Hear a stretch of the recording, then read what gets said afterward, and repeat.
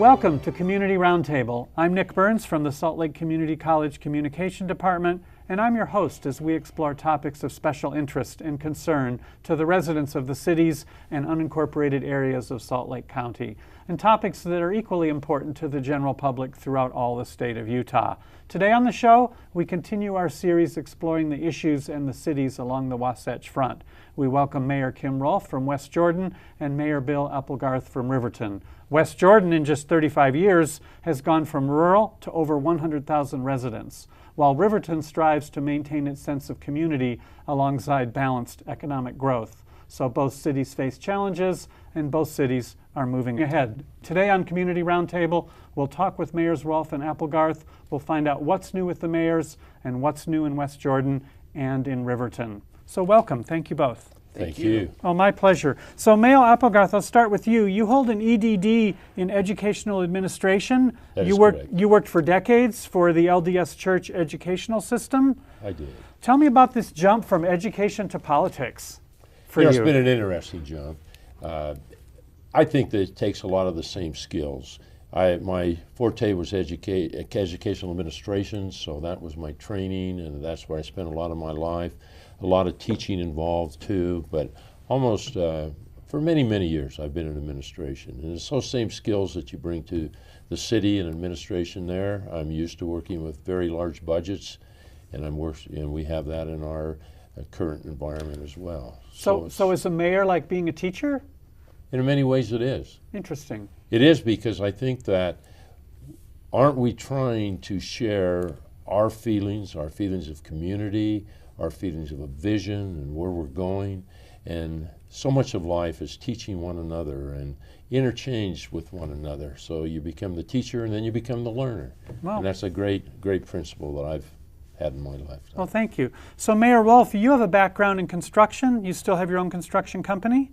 Yes. So tell me about this build out. I mean, you've gone from rural to 100,000 people in what, 35 years, 40 years? Yes, amazing. I've lived in West Jordan for 37 years. Okay. And, what a vast change. When I moved there, all there was cornfields and alfalfa fields in West Jordan, with few areas that had subdivisions at that time. It's changed dramatically from there. I bet. We're truly becoming an economic hub for the Salt Lake Valley, and we're trying to stage that such that it's the proper growth. So tell me about that build out. I mean, this notion of economic development in what used to be a rural area, what's your goal economically? I mean, what are you looking to make happen?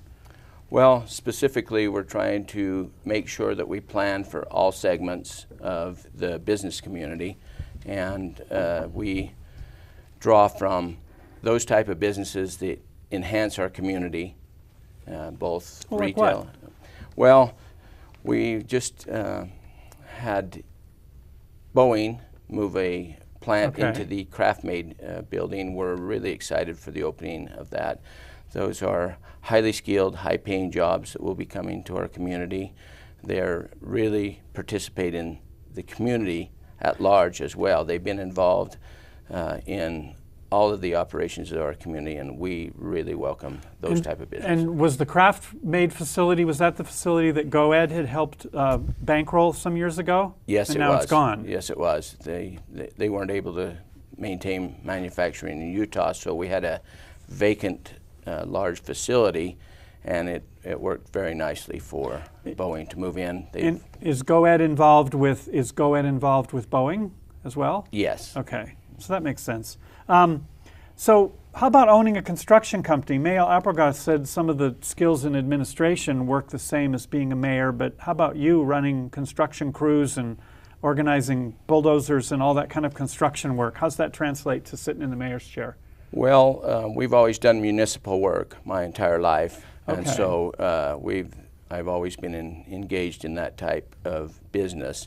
So I think that having that history and being able to understand the whole entire infrastructure, since that's a very large portion of the budget of a city, it gives me the knowledge and skill to help the staff. Okay, so your background isn't putting up housing or subdivision or apartments. You put in sewers, streets, that kind of thing? Mainly large Okay. pipelines and some small roads. Okay. Not on the highway level, but small roads, something that Interesting. West Jordan. And is that a typical leap from construction folks to go to politics? Probably unique, a bit unique, but So in West Jordan, when I look at your city council agenda items, I see a lot of things: mayor to execute a capital lease, mayor to execute an agreement. And I wonder, do you work with a city manager arrangement, or are you just a mayor and a council? yes, we have a manager Okay. council form of government, and so we work in conjunction. We have a legislative body, which is the council, the mayor Okay. council, and then we have a city manager that And manages the. pros and cons of that arrangement in terms of your work? It seems to work very well in our Okay. city. I All think right. that we have a professional that leads our city as city manager, and of course the legislative body is elected and represents Okay. the people and makes sure that the finances balance. That's important. So Mayor Applegarth, in Riverton, city manager or just you, the mayor, and city council? It's a teamwork. Okay. The city manager is involved with the day-to-day operations of the city. Okay. And my duties tend to be the financial issues, the budgets, watching the budget, and the chief financial officer, also interacting with other agencies within the valley and in the state. I represent the city in all of those types of meetings. And for you, pros and cons of this kind of city government? I think our city, every mayor probably thinks their city government's the That's very your job. best, Yeah. and I really do in our case. We run I've had a very close relationship with our city manager. We work well together. We're constantly communicating with one another. We involve the council in decisions as before they come to the council. We try to keep them informed of the vision of where the city is going. We have work sessions that do that. We're not making decisions where we're helping to create where do we really want to go. And so I think it's a well-oiled machine, and we're doing well. And how long do city managers tend to stay in a city? How long have you worked with the same ones? I've had two city managers since I've been mayor. The first city manager was with us almost a year, and he resigned to go other places. The current city manager, we've worked together for the last 7 going on the 8 years. We have a very stable staff. Some of our managers of our departments they were there when I became mayor. They're still there. We just have a wonderful staff. We function, the city manager and I both attend the cabinet meeting that is held usually weekly, where we talk about issues in the city with the department heads and how are we going to smooth things out? How are we going to serve the public better? Well, very good. This is Community Roundtable. We're going to take a quick break. When we come back, we'll continue talking with Mayors Rolfe and Applegarth, and I want to get into notions of economic development and what actually specifically is happening. So keep it tuned. We'll be right back. Welcome back to Community Roundtable, talking with the mayors of West Jordan and Riverton about what's going on in their cities. And I guess we'll go back to you in Riverton, Mayor Applegarth. Your initial strategic plan from about 5 years ago emphasizes economic development, community, public safety, and revenue funding. But now, 2013, 2014, tell me about the Western Commercial District that you have developed. Thank you. The Western Commercial District is west of Bangerter in our community. Okay. Right now it is fields. It is farmers' fields. It is an ideal location geographically because we have 13400 South on one side of it, 12600 South on the other. We sit between the Mountain View corridor and Bangerter Highway. Okay. And so geographically it is a wonderful place which we will develop in the next few years as the time is right. So what kind of development is this Western Commercial District? I mean, like big box stores and grocery stores or some kind of manufacturing plant, or to be decided? I can give you my dream. Sure, hit me with the dream. We have about 600 acres in there. Okay. We see it a mix of housing, office space, and large retail commercial. Okay. My dream is that we will have the Riverton Mall there someday. Now, we'll see if that happens. But geographically, we sit on the 2 major corridors in the west side, and 134 by 2040, we'll have somewhere around 80,000 vehicles going down that street a day. And so it really sits Wow. in an ideal location And we're very patient. We don't want to hurry the development. We want it to develop when it's ready to be developed at the highest use. Yeah. In Riverton, we don't, our budget has no property tax revenue from it. We live off of sales tax as a city. And so sales tax and the sustainability for us for the next 100 years depends on good economic growth with retail components there. So would you call yourselves now basically a bedroom community, and you're trying to change that to bring in more tax revenue? I mean, sales tax revenue? I would say we are a bedroom community, but we do have some employment that's coming in, and we hope that increases. The LDS Church has a large building there. It's called the Riverton Church Office Building, and we have their IT center is there as far as their programmers and so forth in that regard. And so we have that. We have the Riverton Hospital, which is a major employer for us as well. We have Stampin' Up, which is a distribution center there and a major employer for us. And then, of course, we all have in our cities the Jordan School District and commercial retail. We have a lot of big boxes in our city that have all come in within the last 10 or 11 years, and so we have a lot of economic growth. So that's the sales tax and all the car traffic. That's the sales right, tax, okay. yes. And as you know, I'm sure, in sales tax, you receive more revenue if it's point of sale, meaning the stores in that city. And so we've done very, very well in that. When I became mayor, we had more general sales tax coming in from the state population as that's distributed. Now our point of sale has gone way ahead of that. And so we've come through this economic downturn very well because of the economic development that has occurred. Now that especially it's come picking back up. How about in West Jordan, Mayor Rolfe, would you call, you mentioned Boeing and this huge plant coming in with Boeing workers, but overall bedroom community or not, do you think? I think we're very well mixed. I think we have the residential component and also a large business component, both retail and manufacturing. And that's what we're trying to work on with our economic development, is a balance throughout the entire community so that we have jobs available for those residents that live within our city that are highly skilled and the better paying jobs, so that we can reduce air pollution by less travel. We're lucky in West Jordan, we have 6 track stops in our city. We have a good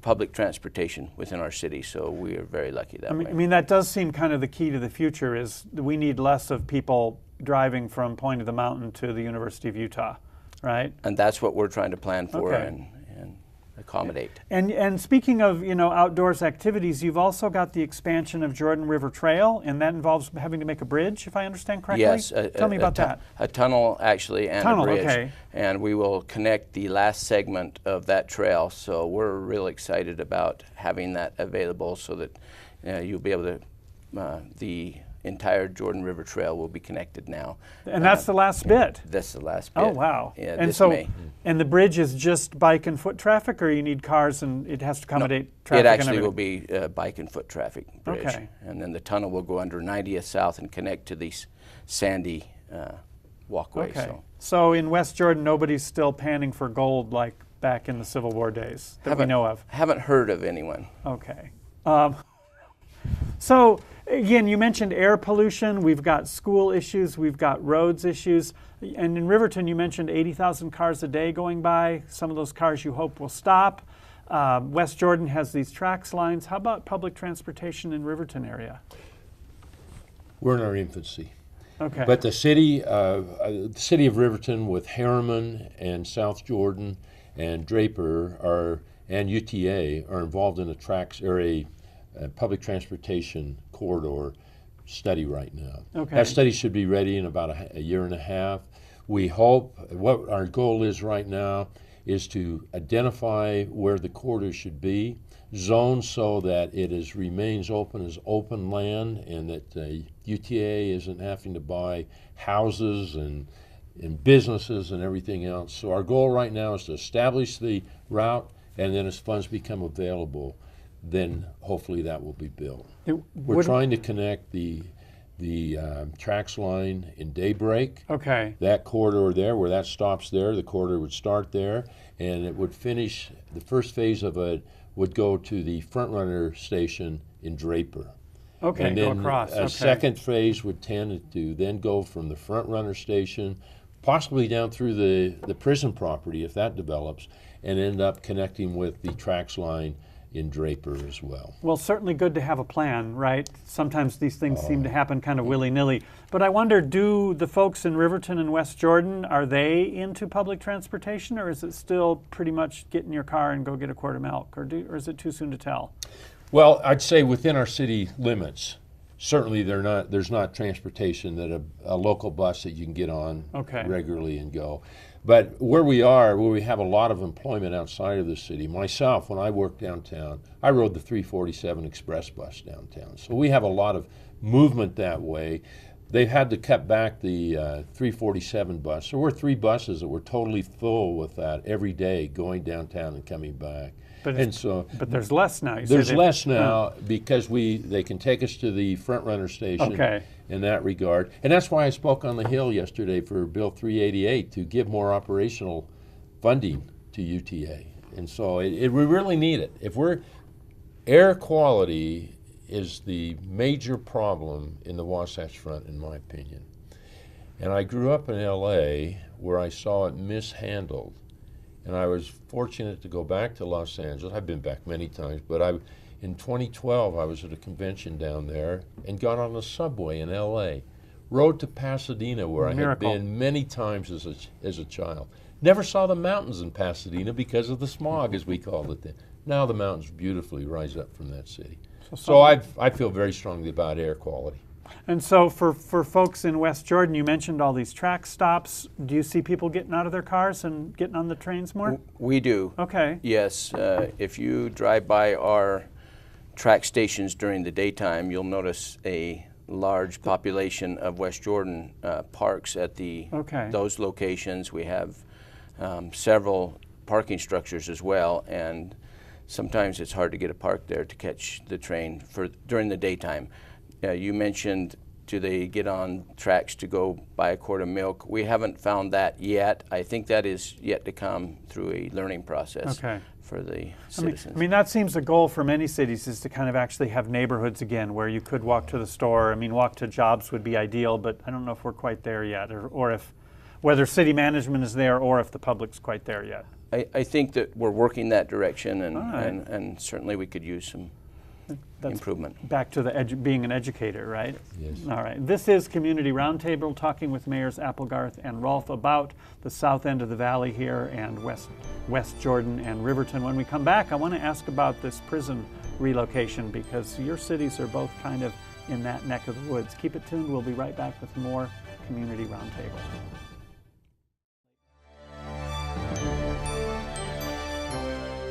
Welcome back to Community Roundtable, talking with Mayor Applegarth and Mayor Rolfe from the south end of the valley in Riverton and West Jordan specifically. And Riverton is, you were right there, I want to say, on the forefront of this prison move, right? Yes, we are. Tell me about that. What's that mean for you all? It has good points and it has bad points. The thing I worry about the most is people who work there now, and where's their employment going to be? Will they be able to get employment? Can they transfer to wherever the new prison will be? Can they literally move their families? So that's always a worry, is what happens with people. The good things are, if it's the right thing to do economically, and it appears the legislature feels it is, I support it. I think that when we have economic growth, as close as the prison is to our city, it will help our city. There will be people that live in our city that work in the current prison property as it develops into a lot of office buildings and different things that happen there. I think it's a positive thing for our end of the valley. It's very, very positive. Are you optimistic that we'll come up with a good plan and it's not just more urban sprawl and more air pollution? Because I guess that'd be my worry. Everything we do now, we need to really look at, are we building it in a green way? The one thing about the prison, it has, to a real advantage, it has public transportation right there. It has a front runner right there. And so that's a very positive thing in that regard. I would assume that if you have a large campus there of office buildings, you would draw from people living in Provo and to the north, maybe even in Davis County. And the Front Runner is a great mode of transportation for that. Keeps them off the freeway, helps in air pollution and everything else. So yeah, I think it's having enough study. I believe it's being done in the light of day in such a way that there'll be a lot of public input. And I believe the public's number one issue is air quality, and that they will see that whatever happens there does not add to pollution. So if it does get built out, like you say, with office buildings, that the UTAs involved in public transportation is a part of that, not an afterthought. Absolutely. Yeah. I see the UTA talking and thinking about that right now. Okay. And West Jordan, you're a little bit physically farther away. Do you see what changes do you see for your city if the prison moves? Well, I know that we have many residents that work at the prison, so I would be concerned that in the relocation that they are taken care of with their jobs as well. I hope that when we find the new location that they can either be relocated and maintain their job. So any idea how many folks are affected? How many people work at the prison that live in your communities? You know, I don't know for sure. I know of 5 that live in our community that work at the prison. Friends of yours? So, okay. Yes. So but so it is some. It would be, yeah. Interesting. So I want to ask, in West Jordan City, you have the Citizen Police Academy. I love the name of that. Tell me about that. Yes, this is set up quite a few years ago. It's a chance for the citizens to actually learn what our police officers do. Okay. Right from the policeman, and they're able to go through a set of courses and learn exactly what our officers do. And actually, we have a graduation at the end for those. And is this like connected with sort of Neighborhood Watch, or this is just sort of more generic and overview than that? It's more connected with just getting a general sense of what policing is. Okay. From start to finish. Because I know CSI, everything. They go through the whole entire training program. So it's really educational for the public. We feel really. And how many people are served? How many people go through at a time? Typically, it's between probably 15 to 25, depending on the group, and there's always a ready segment of our population that wants to It's attend. full. Yes. Oh, I like that. So we've only got a couple minutes left, but I wanted to ask real quickly, we're here kind of on the downhill slide of the 2014 legislative session. Mayor Applegarth, you said you were up there yesterday. What other issues are going on up at the Hill quickly that you know matter to you and your cities? I think transportation is the number one issue in that regard. School financing and what they may do or not do in that. Okay. As far as schools, that's an extremely important issue as well. Air quality. I hope that becomes the hub of what we move around. And I hope as we look at transportation, we look at air quality in that regard. I think that's very important. Okay. There's a bill up there that hasn't got a lot of attention, but if it passes, it will allow cities to put information on the ballot to poll their citizens for how the citizens feel about a certain issue. That's so limited now that you can't do that very much. I would hope that would come. I think it's a great tool to use the ballot to poll the community on how they feel about major issues that are facing them. You would think with all the technology we have for mediated communication, that would be relatively a no-brainer. You but would. that's just me as a communication professor. Agree with you. So, and in terms of West Jordan, what are your thoughts for what's going on up on the Hill? Specifically for us, finding these transportation funds that are much needed, and we had a bill also that would allow car lots to be. Jim Byrd had bill, I believe, 54, House Bill 54, and we were trying to have it so that car lots could locate within our city. There's currently a 15-mile barrier from existing car lots and state law, and we were trying to change that law so that we could encourage to have like an auto dealership? To have an auto dealership within our city. So. You couldn't sell cars in West. It's interesting when Currently, so many people drive. Okay, do we know how that's going to go anywhere? That we won't make it out this year, Okay. but we'll continue that debate. Interesting. So 30 seconds each, what should people look for in the next year in your city, Mayor Applegarth? Economic growth. Okay. We have a lot of economic growth occurring. We're doing everything we can to have our downtown become a more walkable city. Okay. The Western Commercial District we mentioned early, that needs to be a walkable city too. Okay, very good. And Mayor Rolfe, real quickly? Yes, watch for our downtown. We have an RDA that will be starting Okay. across from City Hall, so watch for that to start changing. Redwood Road, the streetscape on Redwood Road. Okay. Met with Jordan Landing yesterday, which is a big retail hub in our city. There's some good things coming there. Economic development will change, and there will be some real growth, planned growth. Planned growth, that's what we like. Thank you very much, Mayor Rolfe. Mayor Applegarth, thank you. Thanks for having us. My pleasure. Thank you for joining us on Community Roundtable. If you have comments, if you have questions, maybe you have an idea for a show, get in touch. You can contact us at roundtable@slcctv.com. And for the record, check it out. You can find all of our archived episodes at slcctv.com. I'm Nick Burns, and hey, keep it tuned, SLCC TV.